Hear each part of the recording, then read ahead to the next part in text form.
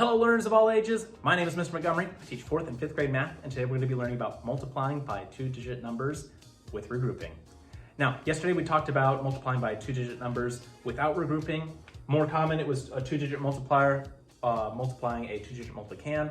Today we're going to be having a little bit bigger numbers on top. Now we're going to take it slow and steady, just like we did yesterday, and if you have any questions, please feel free to ask me. So we're going to start with our 5 in the 1 spot, and we're going to multiply it times everything on the top, starting from the 1's place and going over. So 5 times 5 is 25. Put my 2 up above the 7, because that's what I'm going to be doing when I regroup. 5 times 7, well, that's 35. And 35 plus 2, 35, 36, 37. So my 7 right here. I'm going to carry my 3 up to the top of the 3 over there. And now I have 5 in the hundreds place, or 5 in the ones place, times 3 in the hundreds place. 5 times 3 is 15. 15 plus 3 is 18. So I can't multiply anymore with this 5. It has nothing left to give. So it has 0 value once we cross it out. We're going to bring down that 0 here to show that we still have 0 value in that spot. Now we're moving on to the 2 in the tens place, and we're going to do the same thing we did with the ones place with the 5, starting with the ones place and going over, but there's one last thing we need to do before we move to that step.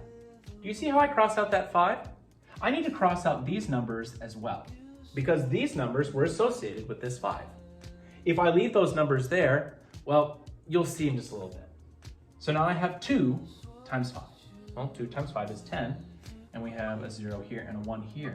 If I didn't cross out that 2, it may have gotten confusing with what number I needed to carry and what number I need to add.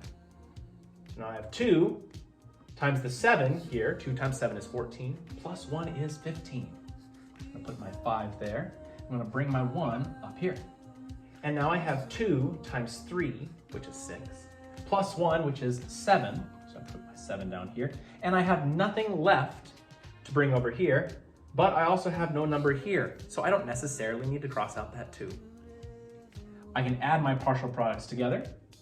5 plus 0 is 5. 7 plus 0 is 7. 8 plus 5, well, if we are still struggling, we can count up. 8, 9, 10, 11, 12, 13. And we have 1 plus 1, which is 2, and 7 plus 2 is 9. So we should have an answer of 9,375. Let's do one more practice problem. So right now I have 2,348 times 65. I'm going to be starting with my ones place as my multiplier.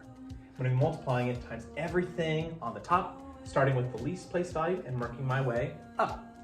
So now I have 8 times 5, or 5 times 8, which is 40. I put my 4 up there.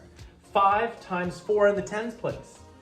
Well, 5 times 4 is 20, plus 4 is 24. Carry my 2. 5 times 3 is 15, plus 2 is 17. Put my 7 and carry my 1. And 5 times 2 is 10, plus 1 is 11.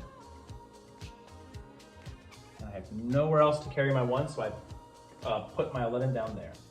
Now, this 5, I've multiplied times everything on the top as far as I can go. It has no more value to give, and these are associated with that 5 down there. When I cross this out, I cross these out, and I bring down my 0 to show that I have nothing left over. Now, I have my 6 times everything on the top, starting with the smallest value and working my way up. 6 times 8, well, that's 48. I'm gonna bring that up, put my 4 up here. 6 times 4, well, 6 times 2 is 12, and 12 plus 12 is 24. 24 plus another 4, that's 28. 6 times 3, well, 6 times 3 is 18, plus 2 is 20. And last but not least, 6 times 2. 6 times 2 is 12, plus 2 is 14. So now I have my partial products right here. There's some pretty big numbers, but we can add them together.